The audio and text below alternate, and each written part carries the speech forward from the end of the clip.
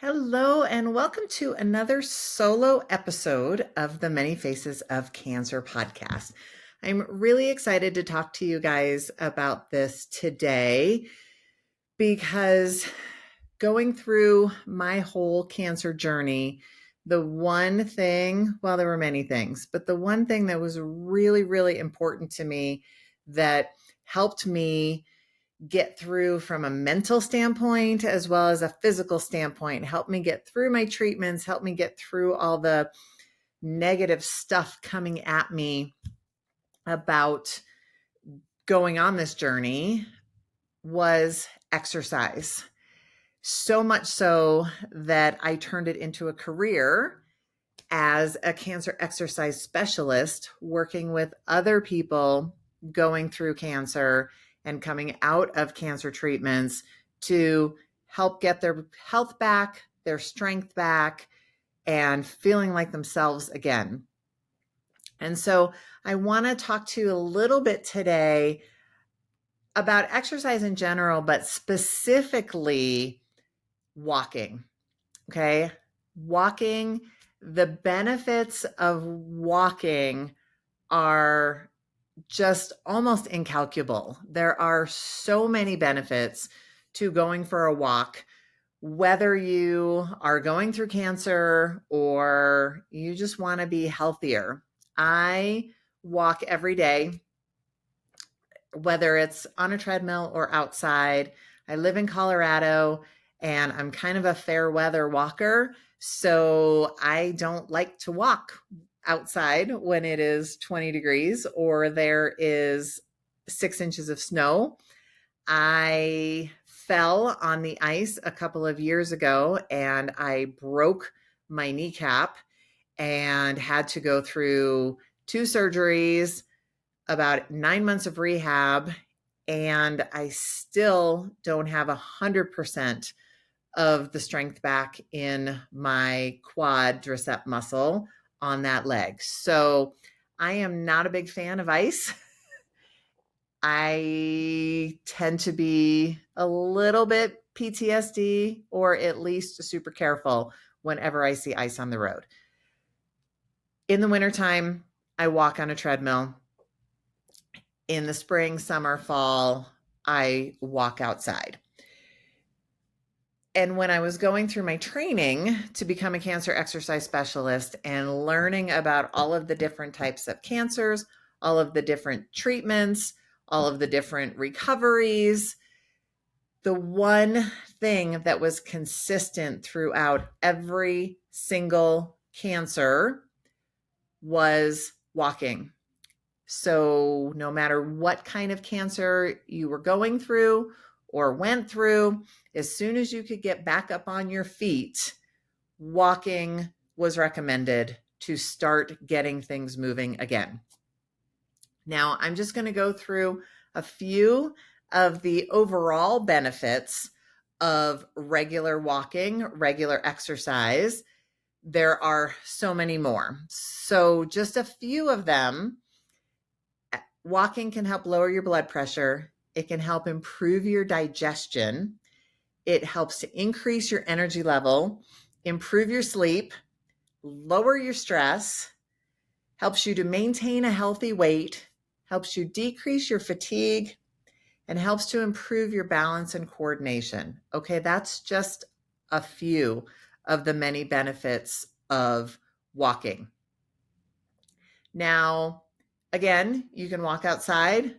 I definitely recommend that, especially if you live in a warmer climate where you can do it year round. It's basically free. All you need is a pair of shoes and somewhere to walk. And walking out in nature has even more benefits than walking on a treadmill or just walking in your neighborhood. There are so many trails here in Colorado, and I like to vary it up and go walking on different trails just to be able to see different things, to be able to look at the trees. If there's a little babbling brook on some of the trails that I walk on, to give me a little bit of that water that I miss so much, being in a landlocked state. And just overall, walking is about the best thing that you can do from a movement standpoint for your health.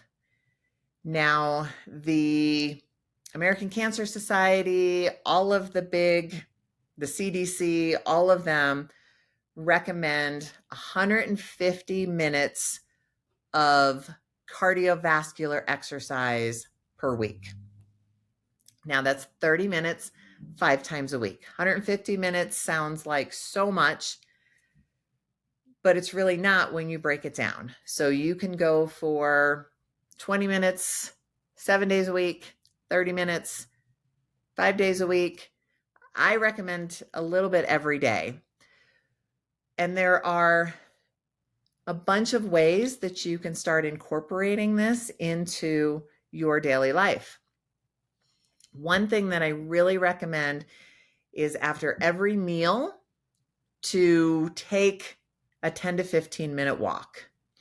What that does after you have a meal is it helps to lower your blood sugar, which is so important for metabolic health.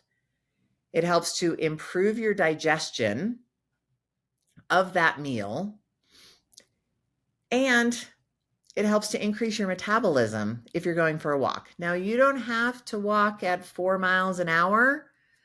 I recommend you walk a little bit more than 2 miles an hour. You want to at least get your heart rate up a little bit and still be able to carry on a conversation. So my walks, when I do it just after meals, I'm normally in the 2.5 to 3 miles an hour. That's just kind of a nice stroll. My husband and I take a walk after dinner every night, and I try and get in just a little bit of a walk after breakfast or after lunch. I don't generally do both because I do my morning workouts before I have breakfast. But after lunch and after dinner, I just try and go for a little bit of a walk. So if you can take a 10-minute walk after every meal, there's your 30 minutes a day. You don't have to necessarily take time out and go to the gym to get your 30 minutes on a treadmill, or find a half an hour in your day. You can break it up into different segments to be able to get that exercise in every day. You know, other things that I recommend are, and you've all heard it, park farther away from the store when you're going in, so you have to get more steps in.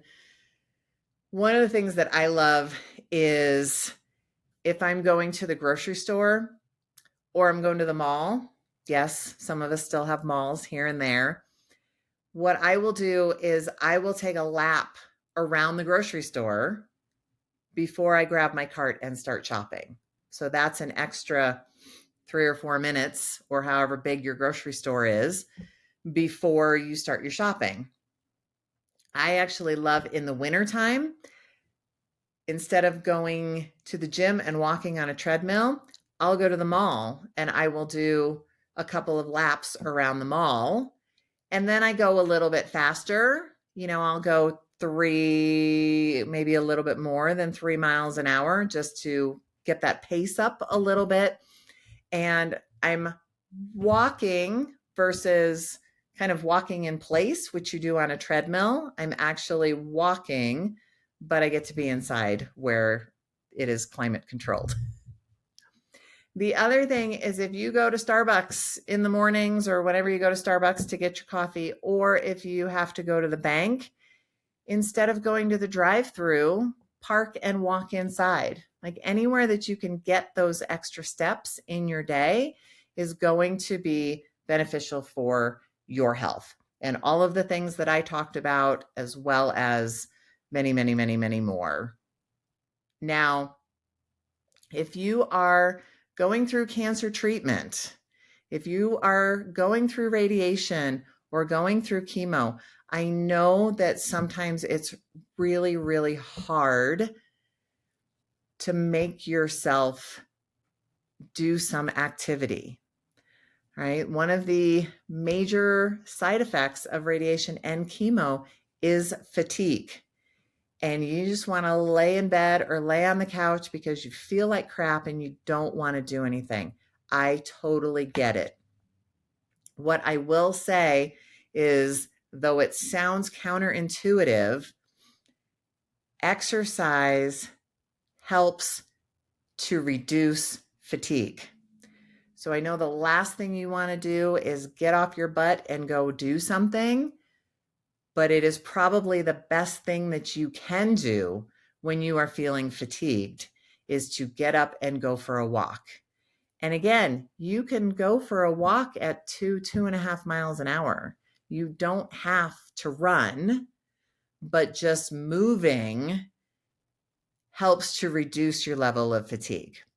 So if you are someone who is fairly newly diagnosed, you have not started treatments yet, the best thing that you can do is start exercising now, because you are creating a habit. So when you start to feel fatigued as your treatments go on, you already have that habit, hopefully, of moving and doing these little 10 or 15-minute walks, and you will be better apt to keep them up. The more you are exercising, the less fatigue you are going to have during your treatments. So if you're newly diagnosed and you haven't started treatment yet, start doing these daily walks. If you are going through treatment, you can still start doing these daily walks, and they will help your fatigue. They will help you to feel a little bit better mentally, emotionally, and physically, so you can possibly lessen some of the side effects of your treatments. And then once you're done with your treatments, boom, keep those walks up, and it will help your recovery go faster. So I hope I've helped you a little bit, give you some motivation to get out there and go for a walk. Some people say you want to do 10,000 steps a day. And there are a ton of different fitness trackers out there. There's the Apple Watch, there's Garmin, there's the Oura Ring. You even have apps on the phone that will track your steps as long as you have the phone on you, or just an old-fashioned pedometer that you can hook to your clothes and count those steps. Now, I don't necessarily think that you have to get 10,000 steps a day. That's kind of the gold standard. I don't really know if there is specific research that says 10,000 steps is what you need to do. I think that's a very good number to aspire to. From what I have seen, 8 to 10,000 steps is really, really great, and you're going to have those benefits. Now, if you're not walking at all and you're doing 1,000 steps a day, don't go, oh, tomorrow I got to do 10,000 steps, because you're going to be miserable going from 1,000 to 10,000 steps in one day. So what you want to do is slowly increase your steps each day and work your way up, and you will be able to find what works for you as far as how many steps make you feel better, how many steps are you starting to notice a difference. It doesn't necessarily have to be 10,000. It doesn't have to be 10,000 every day.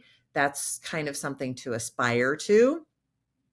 But if you're used to getting in 2,000 steps a day and you can get up to 5,000 or 6,000 steps a day, like, wow, that is triple what you were doing before. So small increments of increase are so much better than trying to go from 0 to 100 in 1 or 2 days. And by slowly increasing what you're doing, you're more apt to stick with it. So consistency over volume is the key. So, in conclusion, walking, so beneficial for so many things from a health perspective. Beginning cancer treatment, in the middle of cancer treatment, cancer recovery, survivability, the rest of your life. If you can't get to the gym and lift weights, if you can't go for a run, if you can't make it to a yoga class, walk outside your door, go for a walk, or drive to a park and walk around the park. Whatever you have around you is better than not doing anything. So that's all I have for you today. I hope I've given you a little bit of inspiration to get out there and go for a walk.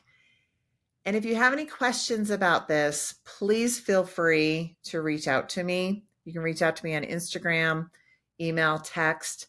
I have all of that information in the show notes. I want to hear from you. I want to hear how you're getting out there and what you're doing to get those steps in and where you're going for your walks. Because we're all in this together and we all want to be as healthy as possible and live as long as we possibly can. And I'm going to kind of come down and show you my little shirt that says, "It's a good day to exercise," is what I'm wearing today. And every day is a good day to exercise. So take care, everyone. I can't wait to hear about all the walks that you're getting in. And if you live in the Denver metro area, every other Saturday, we do a gratitude walk. It's every other Saturday at 9 a.m. You can join our Facebook page, and I'll put that into, it's called Walking in Gratitude, where the walks are always posted as little events. And it's this Saturday, June 1st, is our next walk. And so whenever you're listening to this, we're doing this every other Saturday. So the next one will be June 15th, and then June 29th, et cetera, et cetera, et cetera. So you are more than welcome to come and join us for a gratitude walk Sunday mornings at 9 a.m. or Saturday mornings at 9 a.m. And again, the next one is this Saturday, June 1st. And then we have June 15th, depending on when you're listening. So hope that you will join us. Join our Facebook page, Walking in Gratitude, to get the location. We kind of move the walks around to different locations so we get different views and different parts of nature. All right, take care, everybody, and I will see you next time. Bye-bye.